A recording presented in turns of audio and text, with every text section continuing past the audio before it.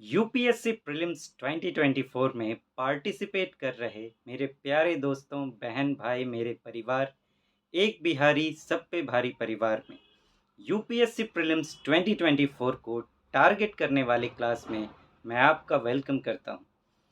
Friends, अगर 2024 prelims qualify करना है, क्रैक करना है, तो उसके लिए इस वक्त जो सबसे ज़्यादा ज़रूरी आपके लिए होगा वो है कि 2023 वाला जो प्रीलिम्स हुआ है, उसे समझना, उस पर कमांड रखना कि किस तरीके से वहाँ चीज़ें पूछी गई हैं, उसे समझना, नेचर ऑफ क्वेश्चंस को, यूपीएससी के माइंड को समझना कि किस माइंड से उसने उन क्वेश्चंस के नेचर को फॉर्म किया है, और उस बेस पर फिर कुछ स्किल्स ऐसे डेवलप करना ताकि जो क्वेश्चंस अब 2024 प्रीलिम्स में आए, उन्हें आप सॉल्व कर सकें। क्योंकि पैटर्न पूरा बदल गया है 2023 में, और उसी बेस पर अब कुछ सालों तक पैटर्न चलेगा फ़िलहाल। तो इस बार जो है उस तरह के क्वेश्चंस आने वाले हैं, तो उन्हें समझना बहुत ज़रूरी है।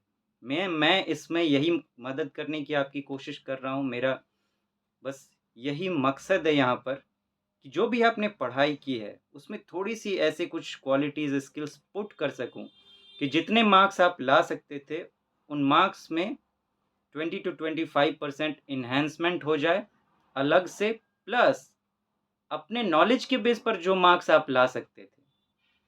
कभी-कभी होता है कि आते हुए क्वेश्चंस गलत हो जाते हैं, वो ना हो, वो पूरा का पूरा आप सही कर सकें। प्लस ये जो डर बना हुआ रहता है, डर कब आता है? जब हमें पता है कि ठीक से तैयारी नहीं हुई, हम में वो क्षमता नहीं है कि हम क्वेश्चन सॉल्व कर पाएँगे, तभी ये चीज़ें होती हैं। ये डर भाग सके, तो ये कुछ पर्पस हैं। तो इसी को लेकर हम 2023 जो प्रीलिम्स हुए हैं, उसके क्वेश्चन पेपर को लेकर उसकी डीप में एनालिसिस कर रहे हैं, समझने की कोशिश कर रहे हैं। 4 तरह के क्वेश्चंस पूछे जाते हैं। मैंने आपको बताया था नेचर कि एक होगा सिंगल स्टेटमेंट बेस्ड, जिसमें एक-एक स्टेटमेंट ऑप्शंस में होंगे, फिर होंगे किसी में 2, किसी में 3, किसी में 4 या उससे अधिक। तो इस 4 कैटेगरी में हम बात करेंगे, 1, 2, 3, उसके बाद 4 प्लस मोर। इस तरीके से हम बात करेंगे, समझ लेंगे यूपीएससी इन स्टेटमेंट्स में किस-किस तरीके के क्वेश्चंस पूछता है और आप उसको कैसे सॉल्व कर सकेंगे, नॉलेज के बेस पर भी, प्लस अगर आपको नहीं भी पता है तब भी। डी सेट को लेकर मैं बातें कर रहा हूँ। मैंने आपसे कहा था सिंगल स्टेटमेंट वाले क्वेश्चंस पर हम अभी बात कर रहे हैं। कुछ क्वेश्चंस पर बात कर चुके हैं, 3 क्वेश्चंस पर। अब आइए, ये नेक्स्ट क्वेश्चन है। ये भी एक कैटेगरी है सिंगल स्टेटमेंट वाले क्वेश्चन में जो यूपीएससी पूछता है। सिंगल स्टेटमेंट्स वाले क्वेश्चन सबसे टफ माने जाते हैं, क्योंकि इसमें होता है कि आपको डायरेक्ट पता होना चाहिए, आप कोई लिंक भी नहीं लगा सकते, डायरेक्ट पता होना चाहिए कि हाँ ये है, तभी आप उसको सॉल्व कर पाएंगे। एक क्वेश्चन और उसका एक ही आंसर। ये क्वेश्चन देखते हैं। With reference to the earth's atmosphere, which one of the following statements is correct? Set D में ये क्वेश्चन नंबर 12 है। अगर आप उसे डाउनलोड कर लें सेट डी को, तो हमारे लिए आसान हो जाएंगी चीज़ें, या आपके पास कोई और है तो आप उस तरीके से देख सकते हैं। अगर आप एक हार्ड कॉपी निकाल सकें तो वो और भी बेटर होगा। तो ये क्वेश्चन है कि इस तरीके के क्वेश्चंस आएंगे आपको सिंगल में कि विथ रेफरेंस टू, इस तरीके से दिया जाएगा और कुछ दिया जाएगा। यहाँ पे अर्थ एटमॉस्फेयर की बात की जा रही है, और फिर पूछा जाएगा कि 4 ऑप्शन देखिए कौन सा करेक्ट है। तो ऐसे क्वेश्चन जब आए, तो अगर सबसे पहले तो आप देख लें कि नॉलेज के बेस पर आपको आता है तो आप सॉल्व कर लें 100%। लेकिन कभी-कभी 100% भी धुंधला पड़ने लगता है, हम कंफर्म नहीं हो पाते कि वो सही है या नहीं है, तो वो देखना है। फ्रेंड्स, थोड़ा सा पॉज लेते हैं अभी जरा सा। समवन वाज देयर, तो चलिए अब बातें शुरू करते हैं। हाँ, तो वो देखना होता है। तो ऐसे में क्या करना होगा, देखिए, एक तो नॉलेज के बेस पर अगर आप सॉल्व कर पाएँ तो करिए, लेकिन कई बार कन्फ्यूजन हो जाता है, तो वहाँ उसके लिए भी मैं जिस क्षमता की बात कर रहा हूँ, जिस स्किल की, आप नॉलेज है फिर भी टेस्ट करें, और अगर नॉलेज नहीं है उसकी, तो फिर इस स्किल को आप अप्लाई कर सकते हैं। यकीन मानिए आप सही तक पहुँच जाएँगे। ऐसे क्वेश्चंस में आपको करना ये है कि देखिए, यूपीएससी के बारे में एक चीज़ बताऊँ मैं, जो भी बात करूँगा रिसर्च और एक्सपीरियंस के बेस पर, कि आप एक ऐसे ऑप्शन को ढूँढें, जो ऑप्शन आपको सबसे ज़्यादा लगता है कि समझ के आधार पर है, जिसमें रट्टा मारने वाली कोई चीज़ नहीं है। अगर उस स्टेटमेंट में कोई भी ऐसा वर्ड या कुछ भी ऐसा आपको मिलता है ऐसा, जो आपको लगता है कि इसको रट्टा मारने की ज़रूरत है, उस स्टेटमेंट को आप काट के हटा दें। क्योंकि इस बात को आप इसे स्किल का एक रूल समझ लें, जो मैं बात कर रहा हूँ उस स्किल का एक रूल, कि रट्टा मारने वाले स्टेटमेंट्स नहीं होंगे, वो यूपीएससी को बिल्कुल पसंद नहीं है। सिर्फ इस बात के आधार पर आइए इसको सॉल्व करने की कोशिश करते हैं। पहला ऑप्शन, अर्थ एटमॉस्फेयर की बात की जा रही है, तो अर्थ एटमॉस्फेयर की समझ आप में होनी चाहिए। अब आइए इसको देखते हैं। The total amount of insolation received at the equator is roughly about 10 times of that received at the poles. Insolation मतलब सूर्य का ताप, सूर्य की गर्मी। कह रहा है इक्वेटर पर जितना सूर्य ताप हम लोग रिसीव करते हैं, वो जो है 10 टाइम्स है जितना हम पोल्स पर रिसीव करते हैं, जो ध्रुवीय प्रदेश होते हैं, जहाँ पे बर्फ जमे हुए होते हैं, नॉर्थ पोल और साउथ पोल। ये हमारा इक्वेटर है बीच में 0 डिग्री, और ये हमारा 90 डिग्री पे जो है पोल्स हैं। वही कह रहे हैं यहाँ पर जितना सूर्य ताप होता है, इंसोलेशन होता है, वो इसका 10 गुना है।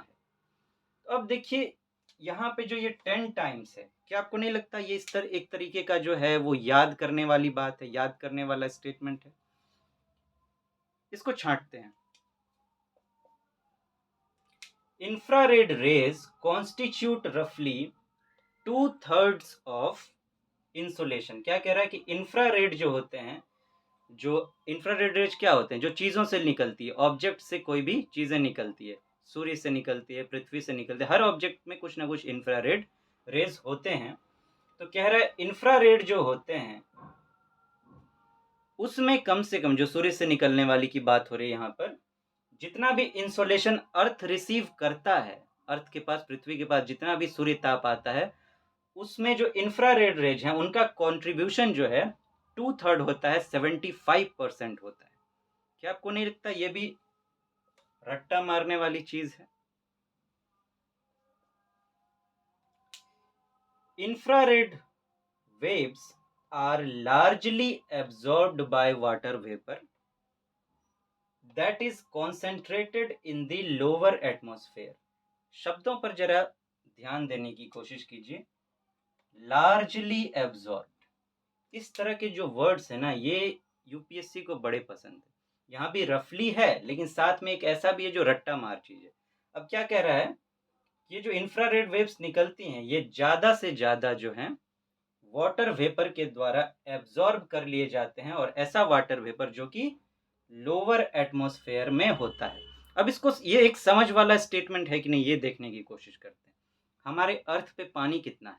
71% करीब, 71% अर्थ पे पानी है। तो आप सोचिए कि 71% से जब भाप निकलेगी और वेपर बनेगा, तो कितना अर्थ को कवर करेगा, और क्या उसमें इतनी क्षमता नहीं होगी कि वो सबसे ज़्यादा इंफ्रारेड वेव्स को जो है वो एब्जॉर्ब कर सके। 71% तो वो खुद ही है। तो क्या लगता है आपको, 71% वो अगर एब्जॉर्ब कर लेगा तो बहुत ज़्यादा एब्जॉर्ब नहीं कर लिया, लार्जली नहीं हो गया? तो एक समझदारी भरा स्टेटमेंट है, इसमें कुछ 10 टाइम्स 2/3 ये सब आपको दिखाई नहीं दे रहा। एक और बात, एक तो ये रट्टा मार वाली चीज़, दूसरी एक तरह की स्टेटमेंट आपको और मिलेगी जिसमें ये दिखाई देगा कि वो कह रहा है यही होगा, पक्का का पक्का। उसमें ये लार्जली वार्जली शब्द, रफली रफली शब्द, ये सब आपको नहीं मिलेगा। वो कैसा होगा, जैसे यही है, तो infrared waves are absorbed by water vapour that is concentrated in the lower atmosphere. ये क्या कह रहा है, सीधा का सीधा उसको वाटर वेपर ही पूरा का पूरा एब्जॉर्ब कर लेता है। लार्जली, स्मॉलली, या कोई भी इस तरह का वर्ड नहीं दिया गया है, स्मॉल, ऑन स्मॉल बेसिस। अब जरा इसको देखते हैं। Infrared waves are a part of visible spectrum of electromagnetic waves of solar radiation। क्या कह रहा है कि इंफ्रारेड वेव्स जो होते हैं, ये जो सोलर रेडिएशन जो होती है, उसका जो इलेक्ट्रोमैग्नेटिक वेव्स का स्पेक्ट्रम है, उसके विजिबल पार्ट का ये हिस्सा है। मतलब इंफ्रारेड वेव्स दिखाई देते हैं। आर अ पार्ट ऑफ, जोर देकर कह रहा है, ये नहीं कह रहा है it may be a part of, can be a part of, ऐसा नहीं कह रहा है, सीधा क्या कह रहा है, आर अ पार्ट, जबरदस्ती की बात कर रहा है कि यही होगा, दूसरा नहीं हो सकता। तो ऐसे जो स्टेटमेंट आपको मिले, इसको भी छांट के हटा दीजिएगा, क्योंकि ये भी एक तरह से रट्टा मार वाली ही चीज है कि आपको पता होना चाहिए कि ये जो इंफ्रारेड वेव्स हैं, visible spectrum of electromagnetic waves of solar radiation जो है इसका पार्ट हैं, ये आपको पता होना चाहिए। रट्टा मार की बात कर रहा है एक तरीके से, इसे भी आप छांट कर हटाएंगे। वैसे ये तो मैंने उस स्किल के बेस पर बात करी, ये आपका आंसर होगा, आप इसको देख लीजिए, गूगल कर लीजिए, लेकिन अगर आप इसको ऐसे भी एनालाइज करने की कोशिश करेंगे तब भी आप आंसर तक पहुंच जाएंगे, अगर आपको ये स्किल नहीं अपनाना है तो। लेकिन इससे भी आप जाएंगे तो यकीन मानिए ये रिसर्च बेस्ड है, आप सही तक पहुंच। जैसे कि पहला स्टेटमेंट कह रहा है इंसोलेशन, यहाँ से मान लीजिए सूर्य है, यहाँ जितना पड़ेगा वो ये जो है इसका 10 टाइम्स होगा।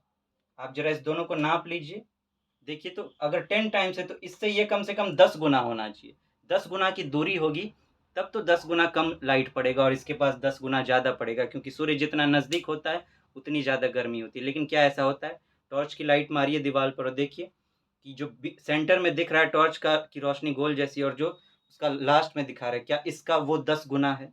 ऐसे देख सकते हैं आप। यहाँ पे भी बात कर लीजिए आप कितने तरह के रेज होते हैं, कई तरह के रेज होते हैं, क्या एक ही रेज 75% हो जाएगा, बाकी रेज का क्या होगा? इससे ज़्यादा तो अल्ट्रावायलेट रेज सूर्य से आते हैं, और भी कई कई तरह के अल्फा बीटा गामा रेज, कितने तरह के रेज हैं, एक ही 75% हो जाएगा? जरा सोचने की बात। तो आप इस रूल को यहाँ अप्लाई करेंगे ऐसे क्वेश्चंस में। तो ये एक नेक्स्ट तरह का क्वेश्चन था जिस पर हमने बात की। ऐसा क्वेश्चन अगर प्रीलिम्स में आए तो आप इस रूल को फॉलो करने की कोशिश करेंगे। अगर आपको आता भी हो तब भी आप अप्लाई करके इस रूल को देख लें कि जो आप चुन रहे हैं वो सही है या नहीं, क्रॉस चेक आप कर लेंगे तो फिर आप पिच परफेक्ट हो जाएंगे 100% कॉन्फिडेंट। तो फ्रेंड्स फिर मिलते हैं और बातें करेंगे। Thank you so much, have a nice day, नमस्ते। सॉलिड तरीके से आगे बढ़ें बिना डरे। देखिए डर से कुछ होना नहीं है, तो अपने आप को तैयार करते हैं, जो भी टाइम है उसमें कुछ क्वालिटी इंप्रूवमेंट करने की कोशिश करते हैं। नमस्ते।